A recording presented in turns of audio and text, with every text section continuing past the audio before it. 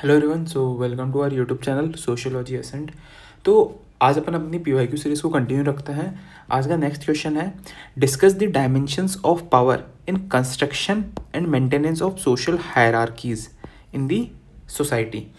तो एक चीज़ आप नोटिस करना कि यहाँ पे एग्जामिनर को पूछना होता है ना डायरेक्टली डायमेंशंस ऑफ पावर, तो ये भी पूछ सकता था explain the different dimensions of power, but उसने आगे दो कीवर्ड लगाया ना, construction and maintenance of social hierarchies. तो this is very important aspect जो आपके आंसर्स में एड्रेस होना चाहिए, ठीक है ना। वैसे लिखना वही है डायमेंशंस ऑफ पावर, बट उसमें थोड़े थोड़े कीवर्ड्स डालने पड़ेंगे सोशल हायरार्की और कंस्ट्रक्शन और मेंटेनेंस के, ठीक है ना। इसका क्या मतलब होता है कंस्ट्रक्शन एंड मेंटेनेंस का, कि सोशल हायरार्की का ओरिजिन क्या है, ठीक है, ओरिजिन कैसे होती है, और मेंटेनेंस का क्या मतलब है कि सस्टेन कैसे रहती है या कंटिन्यू कैसे रहती है, ठीक है। अब मैं इसका आपको एक एग्जाम्पल दूँ तो सपोज करो अपना कास्ट सिस्टम है, ठीक है, ठीक है। कास्ट सिस्टम ओरिजिन कैसे हुआ, अलग अलग थ्योरीज है। कोई बोलता है रेस के थ्रू हुआ है, ठीक है ना, कोई बोलते हैं ब्रिटिशर्स आए उनकी वजह से हुआ है, कोई बोलते ट्राइबल ग्रुप का डेवलपमेंट हो गया, कास्ट बन गया, ठीक है ना। फिर ये तो हो गया, फिर वो बोलते हैं मेंटेनेंस का क्या मतलब है कि वो सस्टेन कैसे कर रहा है। सस्टेन कैसे कर रहा है कि भाई चलो सेम कास्ट में एंडोगेमी होती है, इंटर कास्ट मैरिज नहीं होती, डाइनिंग रूल्स होते हैं, इंटर डाइनिंग अलाउड नहीं होती, तो ये मेंटेनेंस हो गया, कंटिन्यूटी हो गया। तो ये दो कीवर्ड्स पे आपको क्लैरिटी मिल गई होगी अभी तक। अब बात आती है सोशल हायरार्की। देखो तीन कीवर्ड होते हैं, ठीक है। एक होता है सोशल हायरार्की, ठीक है, एक होता है सोशल स्ट्रेटिफिकेशन और एक होता है सोशल डिफरेंशिएशन, ठीक है। देखो तीन कीवर्ड है, एक बार है ना वीडियो को पॉज करके एक बार आप खुद सोचना कि इन तीनों का क्या मतलब है, आपको क्लैरिटी है क्या कि तीनों का क्या डिफरेंस है, क्योंकि यूपीएससी घुमाता रहेगा और आपको जब तक इन तीनों का क्लैरिटी नहीं मिलेगा ना, आप प्रॉपर्ली डिमांड को एड्रेस नहीं कर पाओगे, ठीक है ना।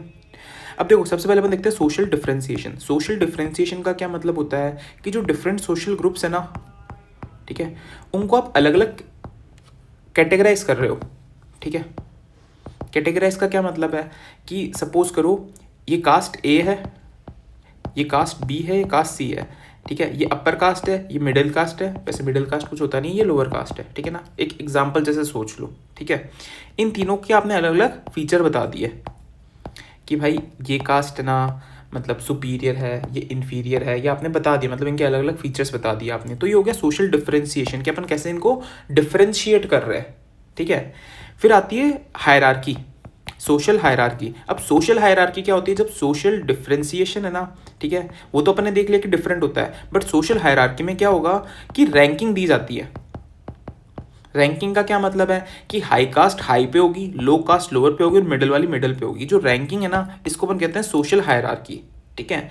और जो सोशल स्ट्रेटिफिकेशन है ना, वो इन दोनों का कॉम्बिनेशन है, social differentiation plus social hierarchy. इन दोनों को क्लब कर देंगे ना, तब अपन अपना बनेगा सोशल स्ट्रेटिफिकेशन। तो ध्यान रखना अपने सिलेबस में सोशल डिफरेंशिएशन कीवर्ड है, नहीं सोशल स्ट्रेटिफिकेशन कीवर्ड है, डिफरेंशिएशन और सोशल हायरार्की नहीं है, बट ये दोनों इसके सब कॉम्पोनेंट है। एक बार फिर से आपको समराइज करा देता हूँ कि सोशल डिफरेंशिएशन है ना, वो सिर्फ अनइक्वल प्रेजेंटेशन है ग्रुप का, कि भाई ये ऐसा दिख रहा है, वो ऐसा दिख रहा है, इसमें ये फीचर्स है, उसमें वो फीचर्स है। और सोशल हायरार्की मतलब होता है रैंकिंग, कि आप एक के अबाउ दूसरे को रैंक कर रहे हो, और जब दोनों को क्लब कर देंगे तब सोशल स्ट्रेटिफिकेशन बन जाएगा, ठीक है। ये क्लैरिटी रखना, ये हो गया।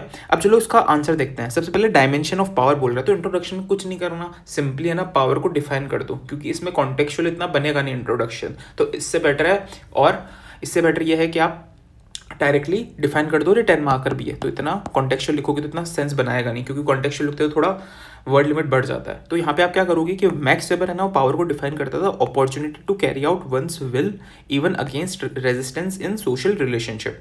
तो ध्यान रखना इसका क्या मतलब हुआ कि वेबर बोलता है कि पावर का मतलब पावर एक अपॉर्चुनिटी है, जिससे ना अपन अपने एक्शन, ठीक है, अपन अपने जो अपनी इच्छा है उसको फुलफिल कर सकते हैं इन दैट सिचुएशन जब सामने वाला रेजिस्ट कर रहा हो, ठीक है। ये हो गया, और इसने कौन सी बुक में दी अपनी इकोनॉमी एंड सोसाइटी 1921, तो ये भी आप नोट कर लेना। तो इंट्रोडक्शन ये हो गया।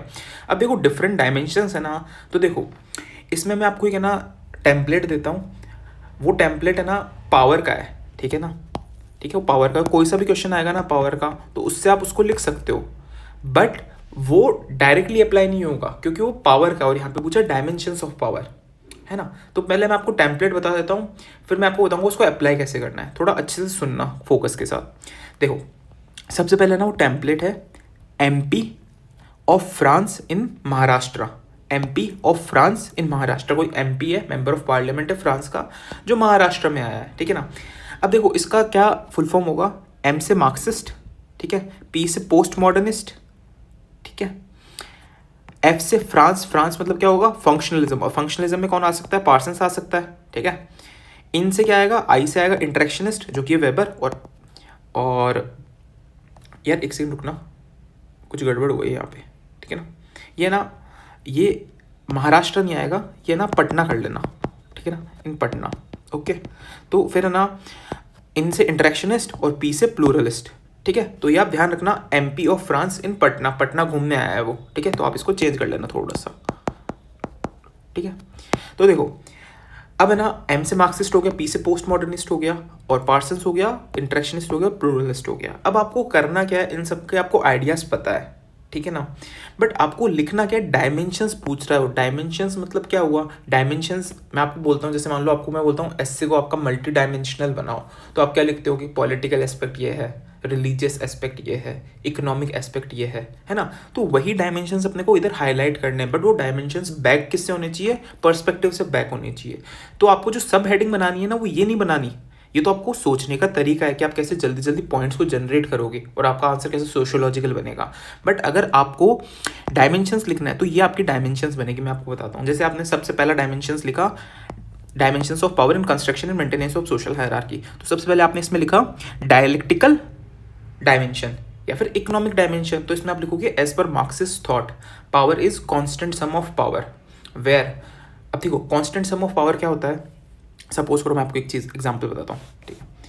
कांस्टेंट सम ऑफ पावर क्या होता है, सपोज करो A है, ठीक है ना, A के पास पावर है, ठीक है, तो B के पास जो पावर है ना वो कम हो जाएगी। कल को मान लो B के पास पावर आ जाती है पर A के पास पावर फिर कम हो जाएगी। इसका मतलब क्या हो रहा है कि पावर है ना वो कांस्टेंट है, ठीक है ना, A से B की तरफ जा रही है बट पावर है ना चेंज ही नहीं हो रही, पावर का अमाउंट है ना सोसाइटी में वो कांस्टेंट है, ठीक है ना। ये होता है कांस्टेंट सम ऑफ पावर, ठीक है ना।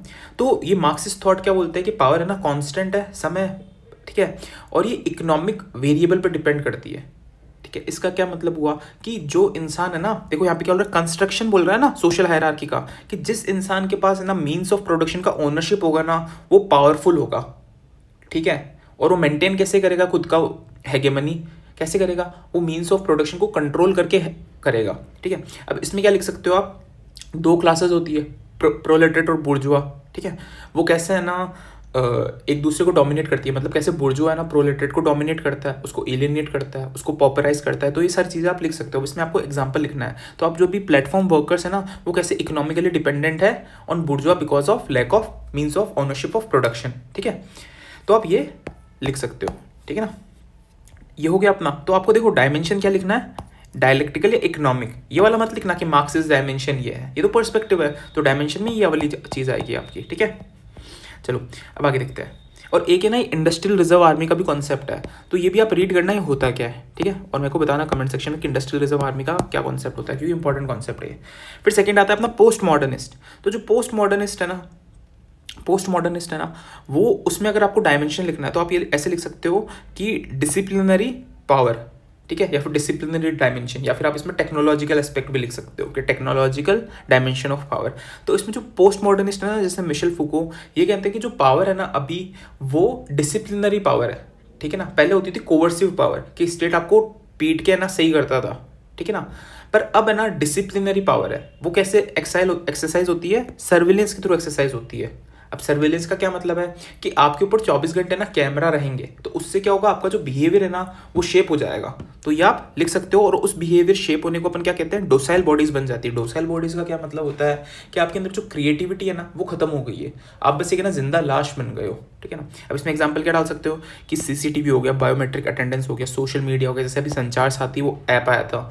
तो जो क्रिटिक्स थे ना उन्होंने ये कहा था कि ये स्टेट सर्वेलेंस कर रहा है, इससे स्टेट हमारी सारी एक्टिविटीज़ को रिकॉर्ड करेगा, ठीक है ना। तो ये आप लिख सकते हो कि पोस्ट मॉडर्निस्ट के अकॉर्डिंग है ना पावर का डायमेंशन क्या है, डिसिप्लिनरी पावर या सर्वेलेंस पावर है। और उससे कैसे पावर कंस्ट्रक्ट होती है, क्योंकि लोगों के पास जो इंडिविजुअलिटी होती है ना, उनकी क्रिएटिविटी होती है ना, वो खत्म हो जाती है। तो वो आप लिख सकते हो as a dimension of power.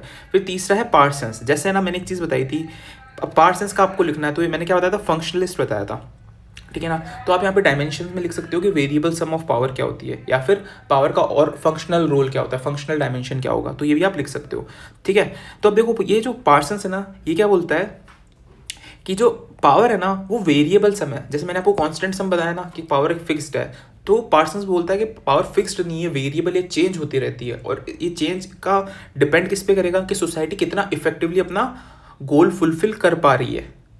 ठीक है, तो देखो अपन ने अभी तक ये देखा कि सोशल हायरार्की कैसे कंस्ट्रक्ट होती है और मेंटेन कैसे रहती है। तो पार्सन्स के अकॉर्डिंग ना जो हायरार्की है ना फंक्शनल है। फंक्शनल क्यों है? क्योंकि वो फंक्शनलिस्ट था। तो पार्सन्स ऐसा बोलता है कि जो सोशल हायरार्की है ना वो अपने को हेल्प करती है रोल एलोकेशन। फिर आगे इस थ्योरी को डेविस एंड मूर कंटिन्यू करते हैं सोशल स्ट्रेटिफिकेशन में। तो इसमें एग्जांपल डाल सकते हो कॉम्पिटिटिव एग्जाम का। बट अगर आपको ये लिखना हो कि कंस्ट्रक्ट कैसे हो रही है सोशल हायरार्की, तो आपको इसमें ये लिखना पड़ेगा कि सम इंडिविजुअल्स के पास है ना, सम इंडिविजुअल्स के पास टैलेंट होता है, ठीक है, और स्किल्स होती है। स्किल्स किसके लिए होती है? For functionally important positions. तो ये आप लिख सकते हो। और ये मेंटेन कैसे होता है? कॉम्पिटिटिव एग्जाम्स के थ्रू होता है। ठीक है, जैसे नीट हो गया, जेई हो गया, या अपना यूपीएससी हो गया, तो ये आप लिख सकते हो।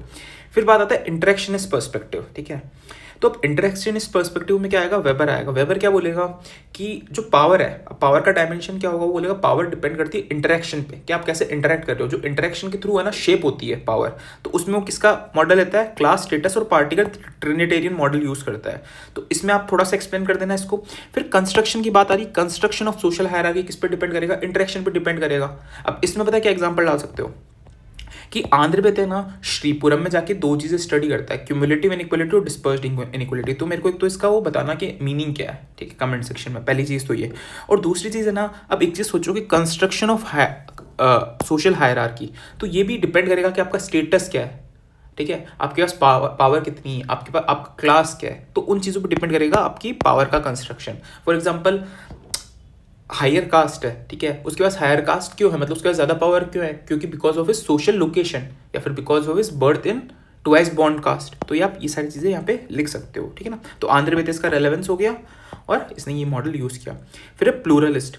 ठीक है, अब प्लूरलिस्ट क्या बोलते हैं कि जो पावर है ना वो डिस्पर्स्ड है। ठीक है, डिस्पर्स्ड का क्या मतलब है कि पावर ना सोसाइटी में मतलब डिस्पर्स हो गई। क्या बोलते हैं डिस्पर्स को हिंदी में? स्प्रेड हो गई। ठीक है ना, किसी एक के पास पावर नहीं। जैसे ना मार्क्सिस्ट क्या बोलेंगे कि जो बुर्जो है उसके पास पावर है। पोस्ट मॉडर्निस्ट क्या बोलेंगे? जो स्टेट है, जो डिसिप्लिनरी पावर यूज करता है, उसके पास पावर है। बट प्लूरलिस्ट बोलेंगे कि नहीं, पावर सबके पास है, पावर इज डिस्पर्स्ड। तो जो हायरार्की है ना वो किसी एक इंसान के पास नहीं, बट हायरार्की बदलती रहती है। ठीक है, जो इंसान अपनी पावर को एक्सरसाइज कर रहा है वो हायर हो जाएगा और जो नहीं कर रहा है वो लोअर हो जाएगा। ठीक है, अब इसका एग्जांपल क्या लिखो? जैसे फार्मर प्रोटेस्ट हुआ था, तो फार्मर प्रोटेस्ट के टाइम पे जिन लोगों ने प्रोटेस्ट किया उन लोगों ने अपनी वो मतलब देखो एक चीज़ सोचो कि जो फार्मर्स थे ना वो एक स्पेसिफिक सोशल कैटेगरी है। ठीक है, कि भाई इनको अपनी डिमांड फुलफिल करानी है। ठीक है, तो अगर इन्होंने अपनी पावर एक्सरसाइज की और ये सक्सेसफुल हो गए तो ये सोशली हायरार्की पे ज़्यादा ऊपर वाली हायरार्की पे चले गए। किसके कंपैरिजन में? जो अपनी डिमांड फुलफिल नहीं करा पाए। ठीक है ना, जैसे यूपीएससी एस्पिरेंट्स थे जो अपनी डिमांड पूरी नहीं करा पाए। ठीक है, तो उनके कंपैरिजन में हाई चले गए। तो पावर होती है वेरिएबल इनके अकॉर्डिंग भी, प्लूरलिस्ट के अकॉर्डिंग भी। ठीक है ना, तो ये भी आप लिख सकते हो। अब कुछ और लिखना है तो एक ना एक माइकल मन नाम का स्कॉलर है, वो बोलता है कि पावर है ना वो मिलिट्री वाली भी होती है। ठीक है, मिलिट्री पावर भी होती है। ठीक है, तो उसमें वो बोलता है कि power is use by coercion, के लोग है ना कोवर्जन से करते हैं। तो इसमें एग्जांपल डाल सकते हो आप नॉर्थ कोरिया वगैरह का। ठीक है ना, तो ये सारी भी चीज़ें आप लिख सकते हो अगर आपको और लिखना है तो। बड़े 10 मार्कर है, इसमें इतना इनफ होगा। बस एक चीज़ ध्यान रखना कि don't confuse perspective with dimension. Dimension में आपको यही लिखना है, सोशल, पॉलिटिकल, इकोनॉमिक। अब मान लो कल्चरल डायमेंशन लिखना है आपको, कल्चरल पावर कैसी होती है, तो इसमें आप क्या लिख सकते हो? कल्चरल कैपिटल का कौन कॉन्सेप्ट देता है? ठीक है, बोर्डो देता है, वो आप लिख सकते हो कि कल्चरल कैपिटल के थ्रू भी है ना पावर शेप होती है। फिर इसको रिलेट किससे कर सकते हो? रिप्रोडक्शन ऑफ इनइक्वालिटी से कर सकते हो। Reproduction of inequality plus sponsored mobility. ठीक है, इसका मतलब मैं आपको समझाता हूँ। ठीक है, इनइक्वालिटी इसका मतलब यह है कि सपोज करो, ठीक है, किसी ना मिनिस्टर का बेटा है, ठीक है, मिनिस्टर का सन है, तो उसके पास है ना कल्चरल कैपिटल ऑलरेडी है उसकी। ठीक है, उसका टेस्ट बोल लो या उसकी बैकिंग बोल लो, उसके पास ऑलरेडी है, पर उसके पास रिसोर्सेज भी ज़्यादा है। ठीक है ना, तो रिप्रोडक्शन क्या होगा, इनइक्वालिटी का, क्योंकि इसके कंपैरिजन में अगर मान लो कोई फार्मर का सन है, उसके पास उतना नहीं रिसोर्सेज नहीं होंगे, तो ऑलरेडी रिप्रोडक्शन तो हो गया इनइक्वालिटी का। बट एक चीज़ और क्या होगी कि जो ये मिनिस्टर होगा ना, ये अपने बेटे को स्पॉन्सर करेगा मोबिलिटी, मतलब ये इसको हेल्प करेगा कि तू जल्दी एलिवेट हो जाए सोशल मोबिलिटी के थ्रू। ये उसको ना पार्टी में इंडक्ट कर लेगा कि भाई तू भी इलेक्शन लड़ सकता है। बट फार्मर का सन के पास तो ऐसी कोई अपॉर्चुनिटी है नहीं। तो ये भी आप लिख सकते हो डायमेंशन ऑफ पावर के, कल्चरल डायमेंशन क्या है पावर का। तो ऐसे आप और सोच सकते हो, मतलब बहुत पर्सपेक्टिव। बट मेरा एम क्या था यहाँ पे आपको, कि मैं आपको वे ऑफ राइटिंग सिखाऊँ यहाँ पे, कि कैसे आप है ना आंसर को फ्रेम कर सकते हो, अगर आपको इतना पता हो तो, कि MP of France visiting Patna, ठीक है ना, ये आप यहाँ पे लिख सकते हो। इतना हुआ, तो इसका आंसर यही बनेगा। अब बात आती है कंक्लूजन की। तो देखो एक चीज़ बताओ, मैंने आपको क्या बताया, सोशल हायरार्की इज सब डायमेंशन ऑफ सोशल स्ट्रेटिफिकेशन। तो कंक्लूड भी आपको ऐसे ही करना है कि therefore these dimensions reflect the evolving stratification mechanism in the contemporary society, ठीक है ना, क्योंकि इसमें कुछ ओपिनियन तो अपना पूछा नहीं है, जो अपने को ओपिनियन बेस्ड कंक्लूजन लिखना है। तो देयरफॉर सिंपल सा लिखो और कीवर्ड डाल दो, और कुछ भी नहीं करना है यहाँ पे, ठीक है ना। तो मेरे को बताना कैसा लगा आपको ये कंटेंट। और ये ना टेलीग्राम चैनल की मतलब वो है QR कोड, आप इसको स्कैन करके ऐड हो सकते हो, मैं डिस्क्रिप्शन बॉक्स में भी ऐड कर दूंगा। और यार लाइक कर दिया करो, कमेंट कर दिया करो, क्योंकि देखो ये आपके लिए ही है, मेरे लिए नहीं है। आप कमेंट करोगे तो आपकी ही लर्निंग बढ़ेगी। जो मैंने आपसे पूछा, जैसे कि ये हो गया, ठीक है, ये होमवर्क हो गया, और मैंने 2-3 चीज़ें पूछी, तो आप मेरे को बताना कि इनका क्या आंसर होगा, क्योंकि इससे आपकी लर्निंग एनहेंस होगी, ठीक है ना। तो लाइक कर देना, शेयर कर देना, सब्सक्राइब कर देना। Thank you so much.